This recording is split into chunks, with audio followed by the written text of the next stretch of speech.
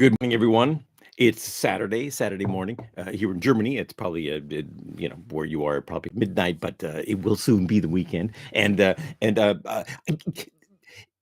war has once again come to Germany. As you know, Putin has invaded, attacked the Ukraine, and I see videos of young Ukrainian men lining up, being handed out weapons as if they've probably never handled a weapon before. These are, young kids. They should be in school or in a bar or something, or chasing girls or something, and they're in there and they're going to defend their country, and it's heartbreaking. And a lot of writers are sitting around saying, what can we do? What can we do? Is there something we can do? And of course, you're not going to solve the problem, but you can prepare for cyber attacks, right? You can prepare for things like higher oil prices and other crises like that. You can protest.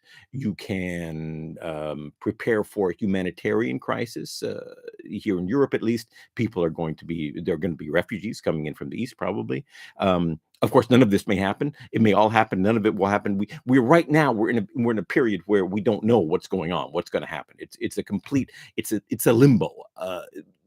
Anything is possible. Could stop tomorrow. Could turn into the third world war. We don't know. Uh, it's a lot of speculation, a lot of blah blah. But one thing that we can do as writers is write. We don't have maybe the big platforms, the New York Times or a book or the movies, but we do have small platforms. We have Twitter and Facebook and YouTube and all this stuff. We can do something. We do have a voice, and we are writers. That's what we do. It's our job to write. It's our moral responsibility to write. The problem is that most of the time when we write about things like war or even politics or crisis politics, we end up not really writing about anything that we can write about. We end up saying things that we're expected to say. War is hell, but that's been said before, right? I can't believe this is happening, in this day and age. Have we learned nothing from the past? Of course we haven't learned anything from the past. We're human beings. We don't learn from the past. We do the same thing again and again. But what kind of a question is that? And a lot of what we say and complain about war is just politically correct. Just politics. We're showing others that we care, that we believe, that we are good people, that we are against war, as if that's necessary to say. And it's not really real. It's not really authentic. And if you look, I took a look at, I googled, great war books about war, literature about war, and I wasn't really aware of it, of course, but it's obvious. Uh, you know, Books about war go back the entire time to the very beginning, and war is one of the biggest subjects you can write about, ever written about. It started out, the first great book in our Western canon, the Iliad, is about war. It's a book about war. It glorifies war. It's not a protest book about war, but the evils of war. It glorifies war. Okay, and then there are nonfiction books. There's a Lao Tzu, The Art of War. There's Clausewitz. I think it's on war, about war. These are nonfiction books, how to do war and about strategy, which a lot of people say contain wisdoms which go beyond just war. They're wisdoms for you can use in management, in your daily life. It's about being a human being and dealing with other humans. And there's satire. There's Catch 22, of course, at MASH. There's protest books about war. There's pacifism. There's All Quiet on the Western Front. There's all kinds of books about war, and the best of these books, I realize, contain truth. And the reason they contain truth is because they're authentic. Because these are people who have seen war, who know what they're talking about. And most of us don't know what it's about. There are people today, neighbors or people we know who've gone off to Afghanistan or Iraq, so they know about war. But most of us don't. We're sitting at home, going to university, whatever we're doing, we don't know anything about war. We're writing a fantasy novel about, an epic battle between orcs and elves. Uh, and orcs and elves are dying on every page, but we don't know about war. And we get, upset and outraged on Facebook. But we don't know about war. But now is the opportunity where it's actually coming to us.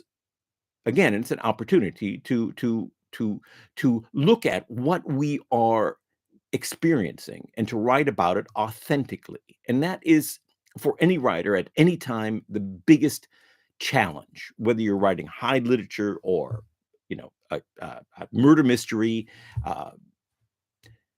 The challenge is to write something authentic, something real, something true.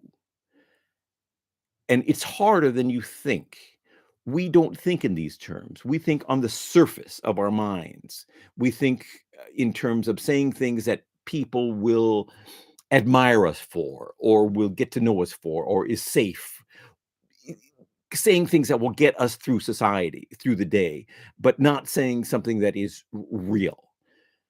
And if you can reach down into that part of you that doesn't acknowledge itself, that is hidden even from you, and find something real and authentic to say, then you will be saying something brave and courageous, and something that most other people will recognize as true, because they are thinking the same things. They're feeling deep inside, feeling the same things without knowing it, probably without knowing it. I think we most of us don't know most of what we feel and experience, and that goes for writers too. And of course, writers, but it's our job as writers to find this authentic thing, this true thing, and dig it out and put it on the page. And I think if you can do that, and if when you put it on the page, you may be a little bit afraid of it because it may be something that is challenging or controversial. It may be something that people don't expect. It may be something intimate. It makes you vulnerable. That's probably a sign that you're doing it right, that it's real. And that only comes a few times in the writer's life, because it's difficult. So this is so I do, every weekend I do a little, practice exercise, right, for writers. And so this is your exercise. This is your challenge for this weekend. Write a text, a little YouTube, a little of a Facebook text, a little, a diary, a journal text, or it can be a scene, or just a memory. It can be anything. Just a short text, but try to make it real. Try to make it authentic. Look deep into yourself. Clear away all the trash, all the things that you're expected to say, all the first things that come to mind, all the things that you say that will get applause on Facebook. Clear all that away and look at what's underneath. Is it something like, is it a truth about war in general? Is it truth about what you're feeling now? You're feeling slightly anxious. Maybe you don't believe that something is happening, and maybe you don't care. That would be authentic, right? Look deep into yourself, find something that is authentic about the situation now, and write that. You don't have to publish it, because it may be, it may not be good. It may not be something that you would want your friends to know about you. But if it is something you are worried about making you vulnerable, that will make you vulnerable, then it's probably good. That's your weekend writing challenge. And let me close with a quote, a famous quote. Hemingway, who wrote, many great books about war. Not many, but several of the greatest books ever written about war were from Hemingway. And he, of course, he wasn't in active combat, but he was an ambulance driver, so he saw war in some way, and he experienced it also as a civilian in Europe. So anyway, okay, so Hemingway said, this is the Hemingway quote, which I like: "The most essential gift for a good writer is a built-in shock-proof shit detector." Folks, I wish you all the luck in the world. Keep writing. In these days, I wish you all luck in your personal life too. Everything good to you. And remember, writing is a sacred act. Have a nice weekend.